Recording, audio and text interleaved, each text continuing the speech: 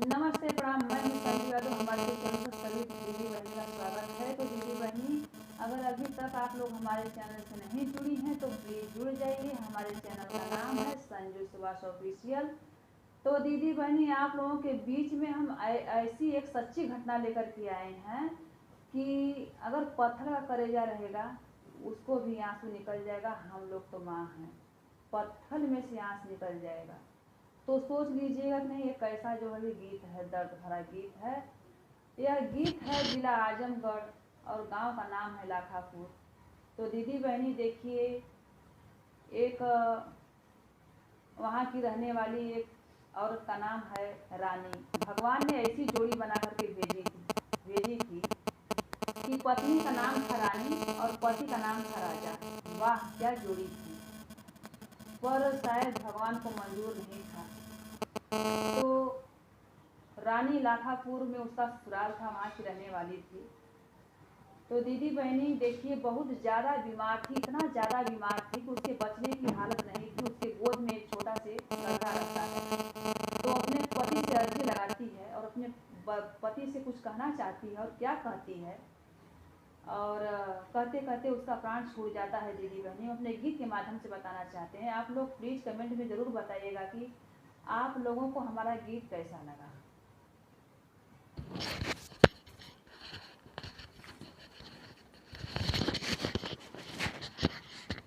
तो अभी हम आप लोगों के बीच में एक गीत पेश करना चाहते हैं।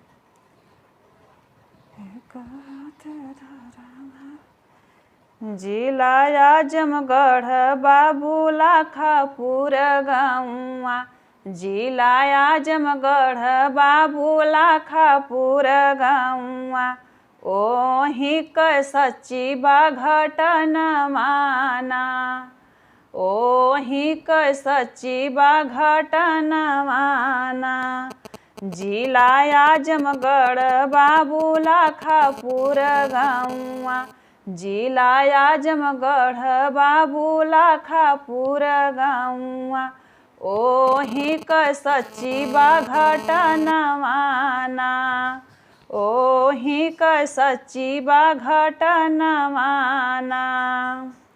ओही लाखापुर कै बाबू रानी एक तिवैया, ओही लाखापुर कै बाबू रानी एक तिवैया। गोदिया में बाटे एक ललनवाना, गोदिया में बाटे एक ललनवाना। बहुत बीमार रहली रानी तिवैया, बहुत बीमार रहली रानी तिवैया। राजा जी के लगमे बोलावलीना, राजा जी के लगमे बोलावलीना। कहाँ राजा बतिया हमरो खूंटे गठियाला, कहाँ राजा बतिया हमरो खूंटे गठियाला। कहाँ राजा बतिया हमरो खूंटे गठियाला। मानी जाया हमरो कहनवाना, मानी जाया हमरो कहनवाना। हम मरी जाबै राजा जिनकर्या बियहवा, हम मरी जाबै राजा जिनकर्या बियहवा। लाला ना करी हैं दूर गतियाना, लाला ना करी हैं दूर गतियाना। एतनी बचनिया रानी कहऊ ना पवली, एतनी बचनिया रानी कहऊ ना पवली। निकलल शरीर से परनवाना, निकलल शरीर से परनवाना। कुछ दिन बीतन बीतहु नाही पवल, कुछ दिन बीतल बीतहु नाही पवल। कैल हल राजा दूसर सदियाना, कैल हल राजा दूसर सदियाना। हंसी खुशी बीतै लागल राजा क जिनगिया, घरे लेके अइलै सवतिनियाना। हंसी खुशी बीतै लागल राजा क जिनगिया, घरे लेके अइलै सवतियाना। एक दिन रजऊ हो गइल हितैया, लालन पढ़ गइल स्कूलमाना।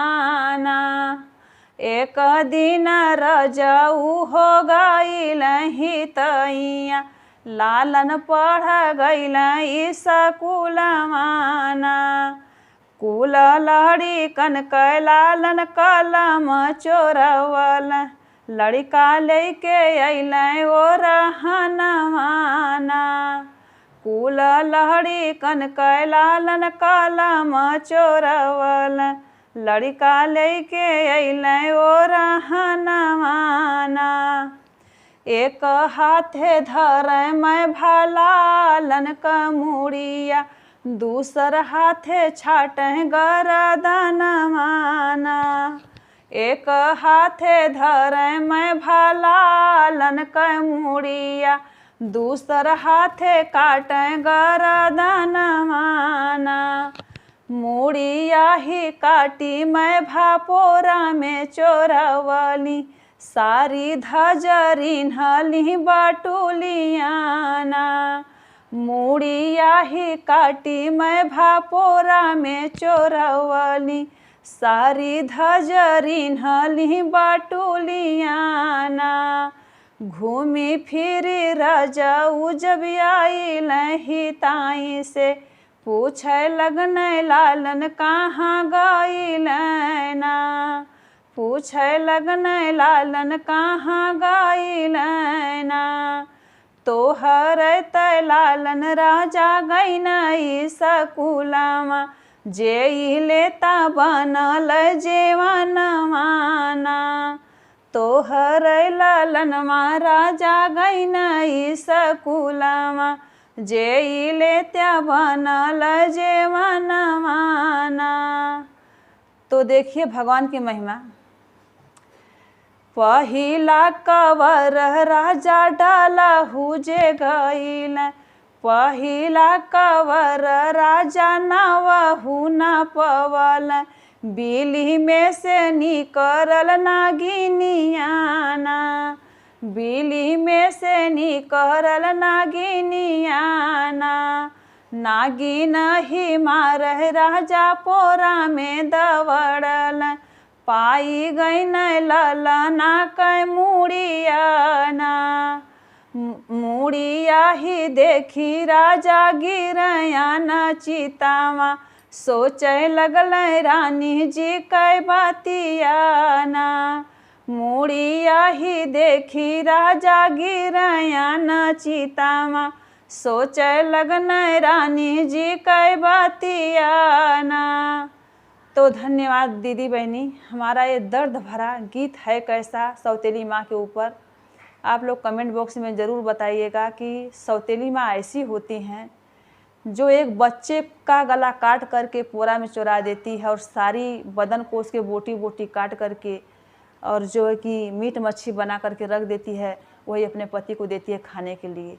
तो उसकी माँ जो है नागिन बन करके बिल में से निकल के आती है और अपने बच्चे की मूड़ी के पास जा कर के बैठ जाती है। जब राजा उसको ढूंढने के लिए वहाँ पे जाते हैं तो अपने लालन की मुंडी पा जाते हैं। तो आप लोगों से रिक्वेस्ट है दीदी बहनी, ये हमारा दर्द भरा गीत कैसा लगा और आप लोग कमेंट में ज़रूर बताइएगा। अपना प्यार दुलार अवश्य दीजिएगा। धन्यवाद।